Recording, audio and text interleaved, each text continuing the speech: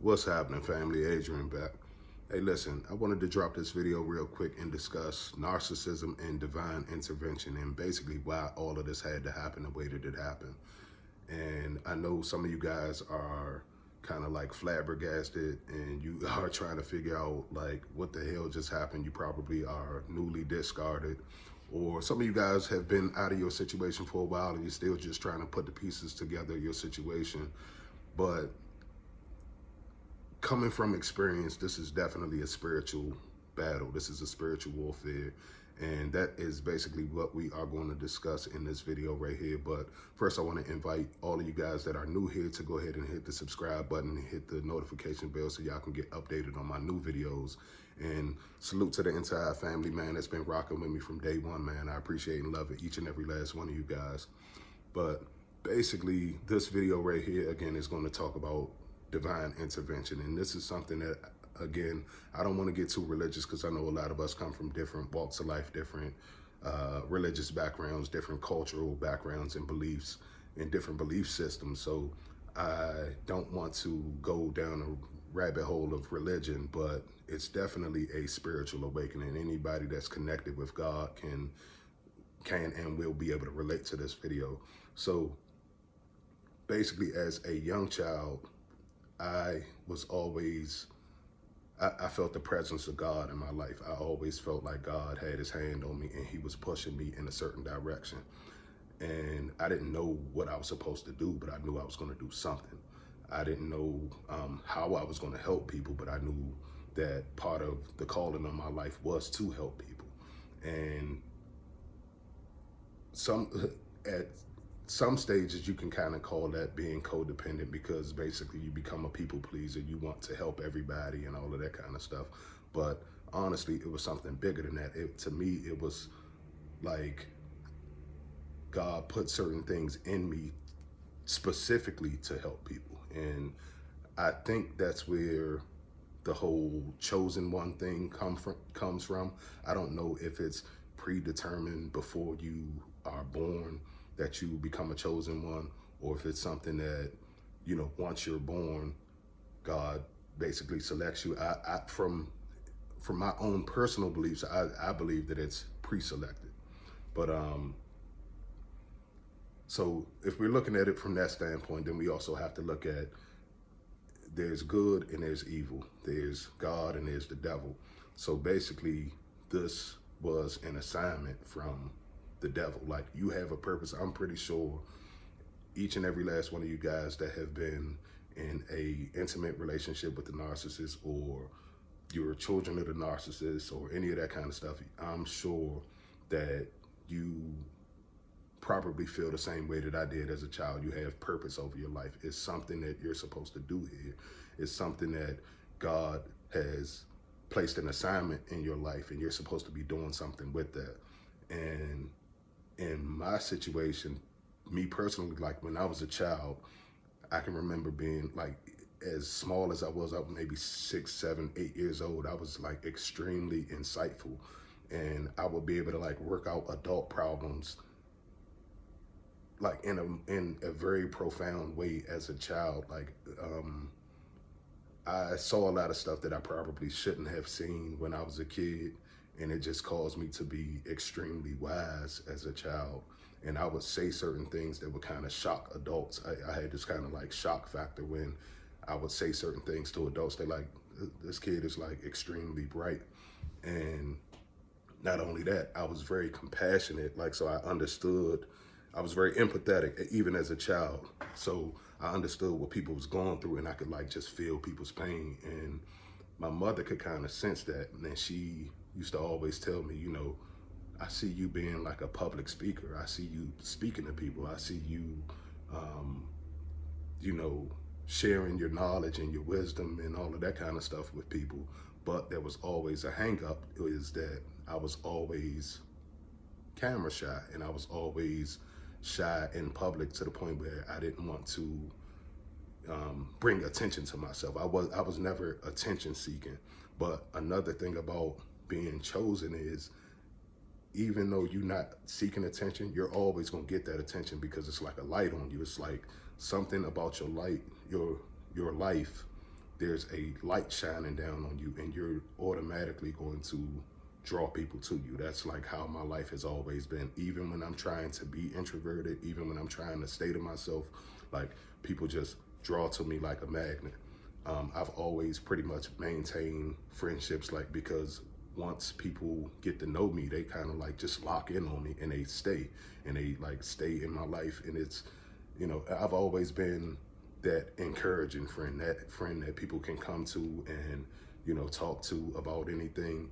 And I would always have the right things to say. So it's like God blessed me in a certain way to reach people and to reach their hearts and reach them emotionally. But I was so insecure about, you know, my lifestyle and how we grew up, and how, and some of the trauma and stuff that I had been through, that I basically silenced myself. I killed my voice. I killed my voice off, and I became a people pleaser. So I was doing for people. I was actually taking care of my loved ones and taking care of everybody around me, just by doing.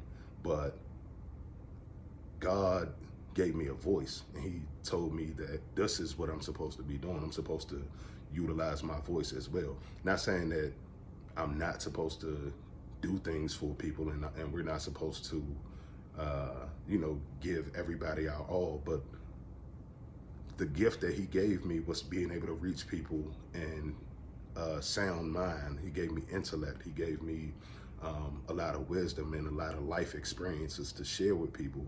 And I would never share my life experiences with anybody because I was too guarded and too reserved.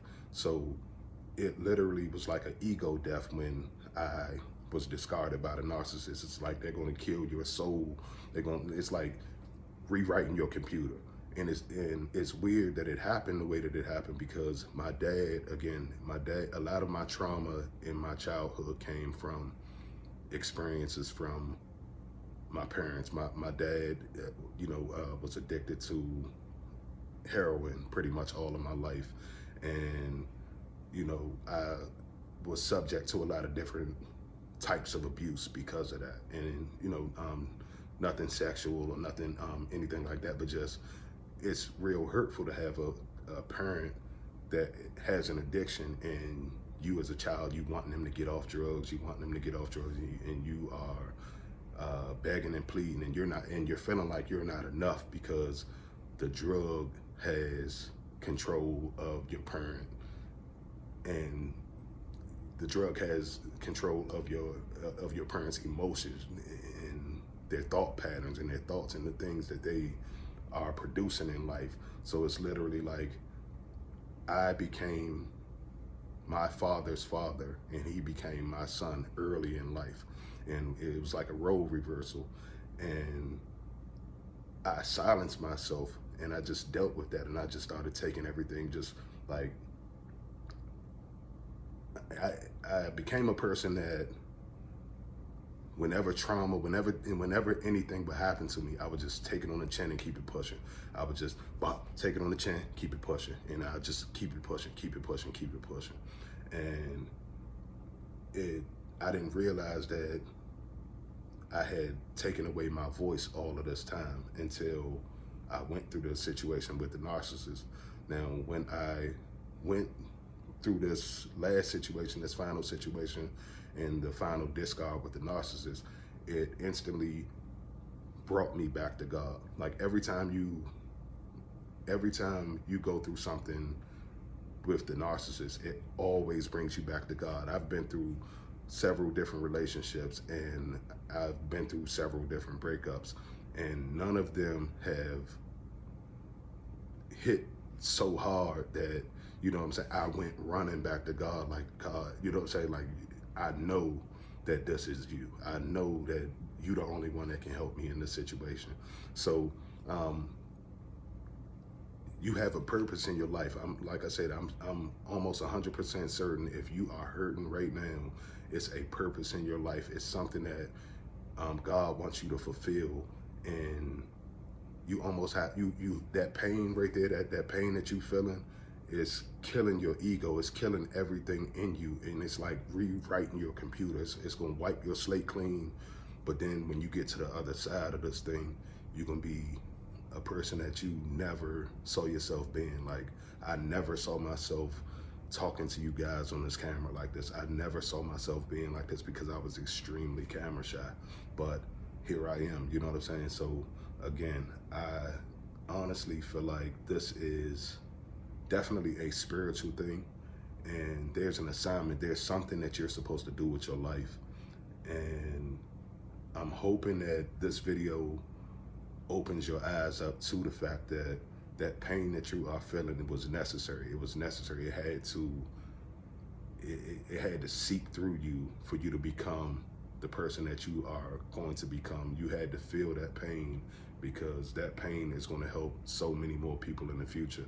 So I just wanted to drop that one on y'all real quick, just to let y'all know that the pain is not in vain. You are not going through this for just no reason. And on the other side of things, you are going to realize, like, wow, you know what I'm saying, like your purpose and your real purpose. Like, I had a lot of things that I thought was my purpose, but I realize now that I was suffocating my purpose because I was scared to be who I was scared to be myself from my childhood traumas. Basically, I was insecure about, like, are people gonna receive me the way that I want them to receive me, or are people gonna even be able to understand the way that I talk, or like I said, I come from I come from a very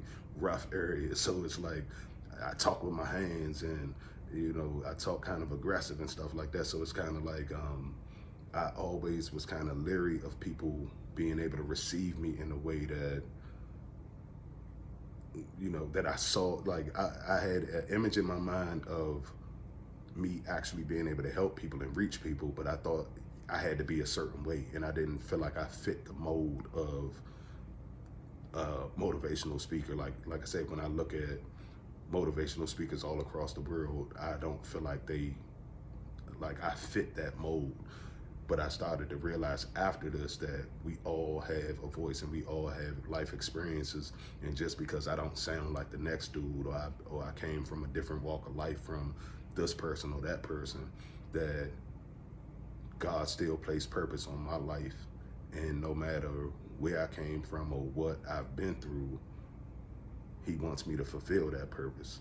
And part of that purpose, I really feel like, is being here with you guys and just sharing my life experiences and sharing my story and helping you guys heal faster and all of that kind of stuff. So there is definitely purpose in your pain. Don't take what you're going through for granted, because I know it hurts for you to be in the situation that you're in right now, but on the other side of this thing, you are going to definitely be a better version of yourself. So that's definitely some encouragement from me to you guys. I love you guys, and I will talk to y'all in a minute. Salute to the family, and if y'all new here, go ahead and subscribe to the channel. Love y'all.